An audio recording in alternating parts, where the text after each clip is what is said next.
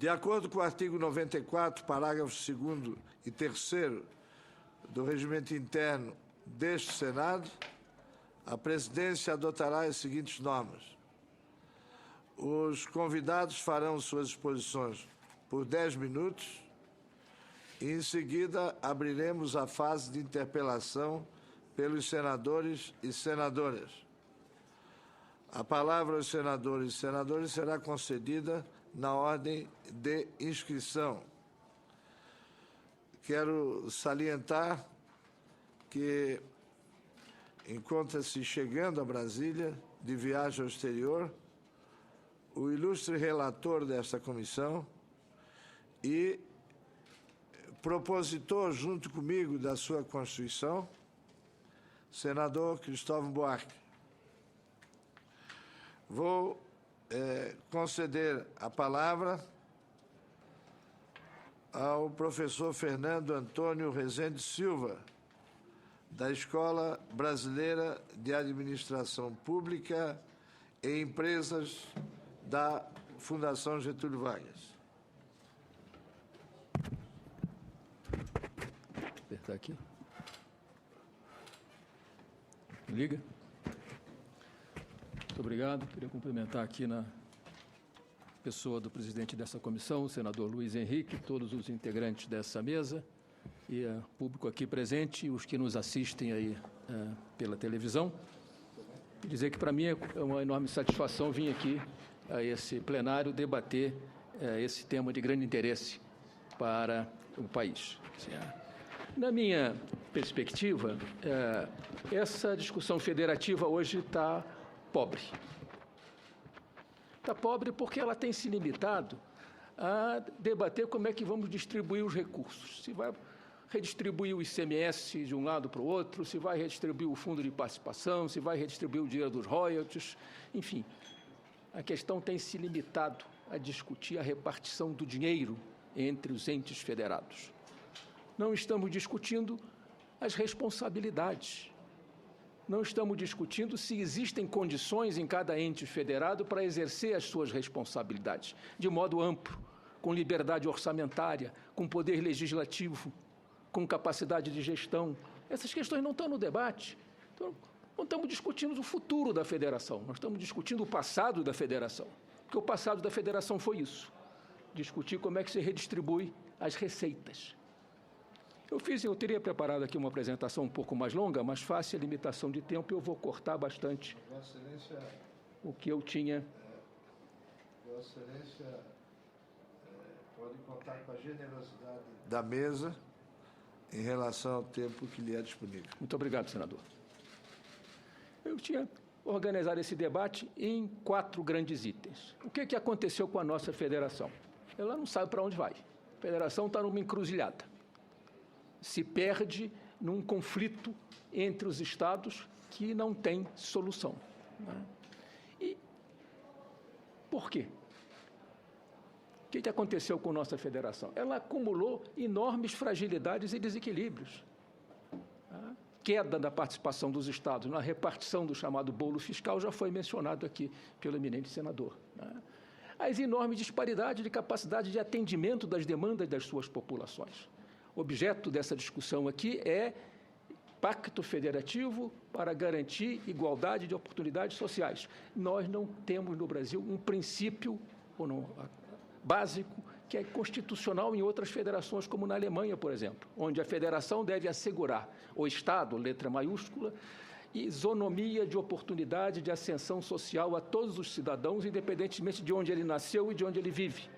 O cidadão brasileiro vai melhorar de vida, vai ter acesso a boa escola, vai ter acesso a serviço de saúde, vai ter serviços urbanos de qualidade, se ele, por acaso, vive num município e num estado onde a capacidade de gestão dessas políticas é coerente com o tamanho das responsabilidades que eles exercem. Os estados federados perderam capacidade de influir na política nacional. Nós costumávamos falar no passado na República dos Governadores. Um colega nosso chegou a publicar um texto, logo depois de 88, falado nos barões da federação. Isso desapareceu ao longo da história. Os estudos da ciência política têm demonstrado que a pauta de votação no Congresso Nacional tem sido comandado pela agenda do governo federal e não pela agenda dos interesses federativos. O ônus político é dos governadores, é dos prefeitos, que estão lá na ponta sendo pressionados pela população. Mas a decisão, o poder de decisão sobre o que fazer, como fazer, de que maneira fazer, não está descentralizado. Então, essa é uma questão essencial. O cobertor encolheu, os números estão aí para quem tiver interesse em olhar, né? A autonomia dos estados não é só um problema de ter mais recursos à sua disposição. Os estados não têm autonomia para decidir sobre o seu orçamento. O orçamento é um instrumento por excelência da gestão pública, mas o orçamento está todo previamente determinado pela proliferação de normas federais que dizem onde o governo do estado tem que gastar. Não é só dizer que tem que gastar 25% em educação e 13% em saúde. É no programa Y, X e Z. Quer dizer, não restou nem ao governador e nem ao político qualquer capacidade de decidir como vai usar o dinheiro em função das características socioeconômicas da sua população. O Brasil é um país enormemente diverso, não obstante as regras são cada vez mais uniformes, simétricas, e o nosso vício da simetria está causando muito problema. Envolveu-se em conflitos. No passado, nós costumávamos discutir, senador, se o Brasil precisava primeiro crescer para depois distribuir, ou primeiro distribuir para depois crescer. Agora os estados estão distribuindo para encolher. É uma nova tática que me parece suicida. Porque se ele redistribui investimento, redistribui dinheiro, redistribui, e todos estão perdendo espaço no conjunto da nossa federação. Então, não consegue encontrar o rumo para sair da encruzilhada. Vou passar por essa tela, senão nós vamos ultrapassar demasiado o tempo previsto. Esse gráfico ilustra o que eu mencionei antes, a enorme disparidade na capacidade de atendimento das demandas da população que os estados enfrentam. Isso é orçamento por habitante em vários estados brasileiros. Acho que o gráfico explica por si mesmo, eu não vou entrar em detalhes porque não tenho tempo. Dos municípios é maior ainda. Se você olhar aquele gráfico, que é uma curva de Lorenz invertida, ou podemos fazer um coeficiente de Gini ao contrário, você vai ver ali que apenas 2% da população, que estão ali entre 98 e 100, vive nos 10 municípios com maior orçamento per capita. E o oposto se verifica na parte inferior do gráfico. Se tiver tempo, ao longo dos debates, a gente pode entrar em maiores detalhes. Qual a explicação para isso? Na literatura, a gente distinguia duas coisas, descentralização e desconcentração. O que aconteceu no Brasil foi substituir a descentralização pela desconcentração. Você transfere dinheiro para ser aplicado, mas não transfere o poder de decidir sobre como esse dinheiro deve ser aplicado. E essa é uma questão essencial. A agenda federativa e social entraram num profundo conflito. Por quê? Porque, na medida em que as pressões sociais foram se manifestando no nível do governo federal, os recursos necessários para isso foram utilizar as contribuições sociais. E isso encolheu a base dos fundos de participação, entre outras coisas. E não criamos um espaço institucional para negociar os conflitos federativos, como existe em outras federações do mundo. Eu botei ali, sobreviveu o CONFAS, porque, de fato, ele sobreviveu, né? Na Constituinte de 85, 88, isso não foi discutido. E ele sobreviveu sem qualquer capacidade efetiva de negociar esses conflitos. A questão das agendas está ali mostrado. Quer dizer, em 1960, e não estou conseguindo ver aqui o número, mas na década de 60, a arrecadação federal, cerca de 80%, então de 75% a 80%, era imposto de renda e IPI. Era a base do fundo. Agora ela caiu. Era compartilhada. Agora ela caiu ali para aquele nível de 50%. Eu esqueci de botar o meu óculos, mas está aí o desenho na tela. Caiu a mais da metade, ao pouco mais, cerca da metade. O que nós temos? Um dos problemas. 88. Como 88, a questão federativa não foi discutida em profundidade, e eu estava acompanhando tecnicamente a discussão lá na Constituinte, o que aconteceu? Haviam duas pressões que corriam em comissões paralelas. O senador certamente vai se lembrar disso muito melhor do que eu, né? A pressão da federação por maior descentralização do poder tributário e aumento das transferências e a pressão dos movimentos sociais organizados na Comissão de Assuntos Sociais para garantir recursos próprios para a Seguridade Social. E isso veio a criar as contribuições para a Seguridade Social. Nada contra o mérito, mas contra as consequências. Na medida em que você fez isso, e na medida em que a agenda social do governo federal foi crescendo, foram crescendo junto às contribuições sociais. E, consequentemente, você foi encolhendo a capacidade de financiamento dos estados e dos municípios. E isso amparou a expansão dos programas de transferência de renda, que trouxe certamente benefícios para a população, mas criou-se uma situação que é, digamos, insustentável no futuro. Houve uma convergência social, se usarmos essa palavra no sentido de distribuição pessoal da renda, e houve uma interrupção na convergência regional. Os estudos regionais mostram que a redução das disparidades entre as regiões brasileiras interrompeu a partir... Eu tenho que correr. Se me permitir mais 5 minutos. A federação também sofreu aí o impacto das enormes mudanças que aconteceram no mundo nos últimos 20 anos, a privatização no Brasil, as novas tecnologias que permitem transportar produtos a larga distância a custos competitivos. Tudo isso fez com que uma nova realidade se instalasse num contexto de regras que foram construídas há 20 anos atrás. E isso está na raiz do conflito federativo, que hoje em dia chamamos de guerra fiscal. Quando a gente fala em guerra fiscal no exterior, pessoas param, interrompem o quê? Guerra fiscal.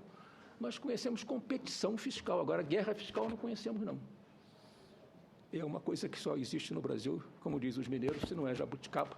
Então, é algo que precisa ser devidamente explorado.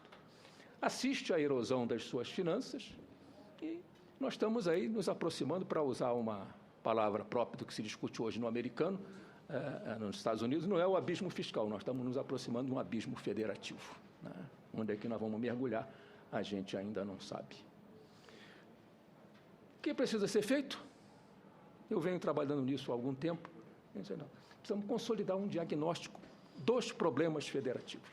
Sair desse debate miúdo, rasteiro, sem solução, que é um conflito em torno do ICMS, por exemplo, ou um conflito em torno da repartição dos royalties. Isso não vai nos levar a lugar nenhum sério.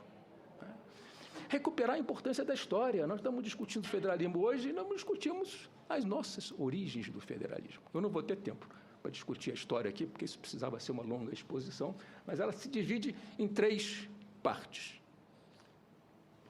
O Brasil alternou regimes democráticos e regimes autoritários, e nós tivemos autoritarismo com reformas sociais e descentralização fiscal.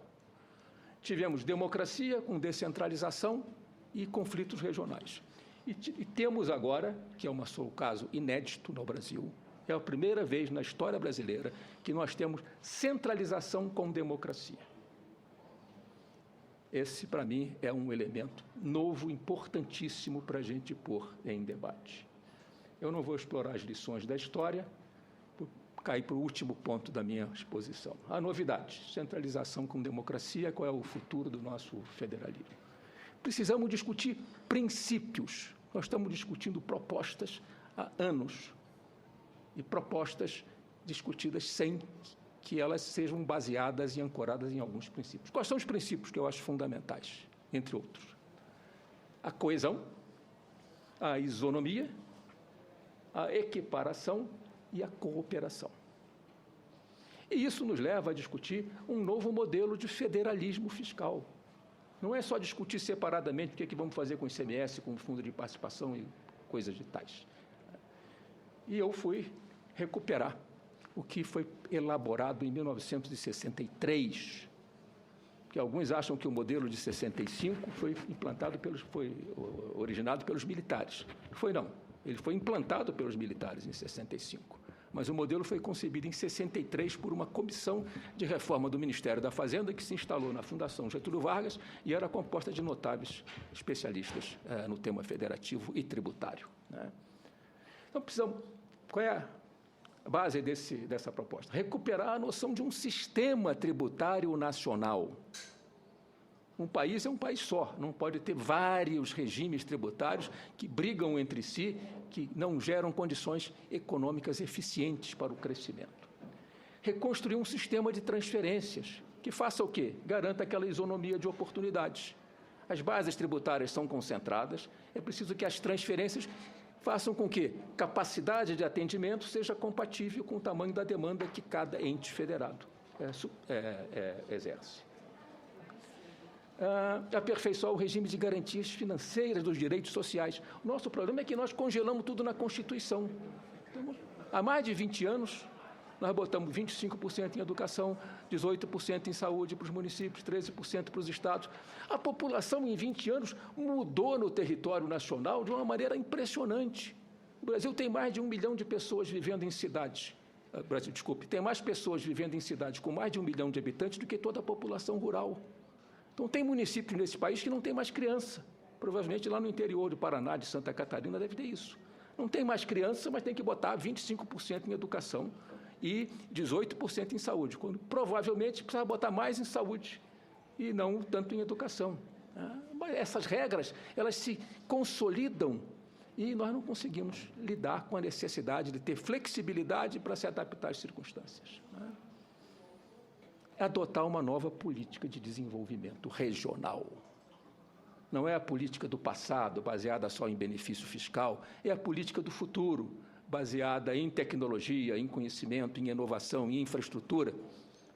Isso termino com este desenho, que é um pouquinho complicado, mas que seria a plataforma fiscal de uma proposta de reconstrução do federalismo brasileiro, que, ao meu juízo, vai ao encontro do tema deste nosso debate aqui hoje, que é conciliar repartição das competências com os desequilíbrios federativos, com as disparidades regionais e com novas garantias dos direitos sociais. Novas no sentido de elas serem aperfeiçoadas, não no sentido de elas serem substituídas.